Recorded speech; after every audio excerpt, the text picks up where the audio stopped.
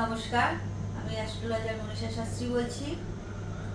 এই জীবনে কিন্তু সবাই একটু সুখে শান্তিতে থাকতে চায়, কিন্তু সব সময় কিন্তু সেটা আমাদের পক্ষে সম্ভব হয় না শান্তিতে থাকা বা সুখে থাকা।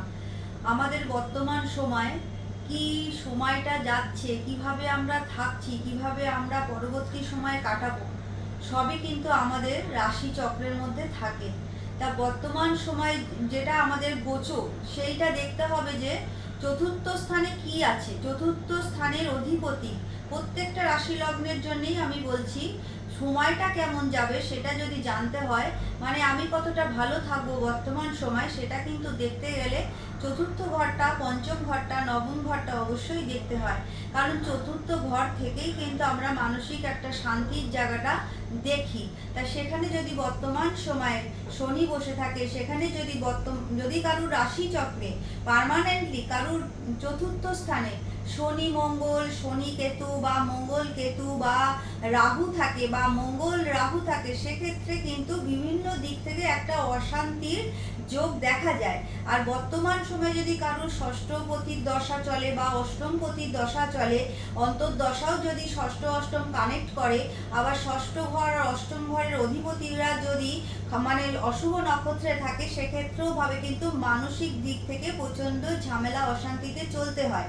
অনেক সময় দেখা যায় যে বিয়ের পরে যদি সেই সময়টা ভালো না চলে, গোচরে যদি সপ্তমের ওপর দিয়ে অশুভ গ্রহ বসে, সেখানেও কিন্তু হঠাৎ করেই দাম্পত্য লাইফে অশান্তি চলে আসে, সেখান থেকেও কিন্তু সেপারেশনের যোগ চলে আসতে পারে।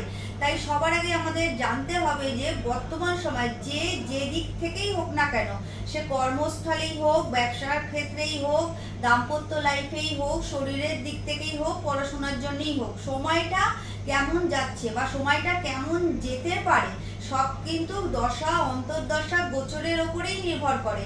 তার যদি বর্তমান সময় দেখছেন যে সাংসারিক ক্ষেত্রে প্রচন্ড ঝামেলা অশান্তি হয়ে যাচ্ছে, সেক্ষেত্রে আপনারা প্রত্যেক শুক্রবার অল্প করে বেল ফুল নিয়ে তার সাথে গঙ্গা জল আর কর্পূর মিশিয়ে স্নানটা করবেন। এতে কিন্তু অনেকাংশেই আপনাদের যে দাম্পত্য ক্ষেত্রে অশান্তি আসছে সেটা চলে যাবে।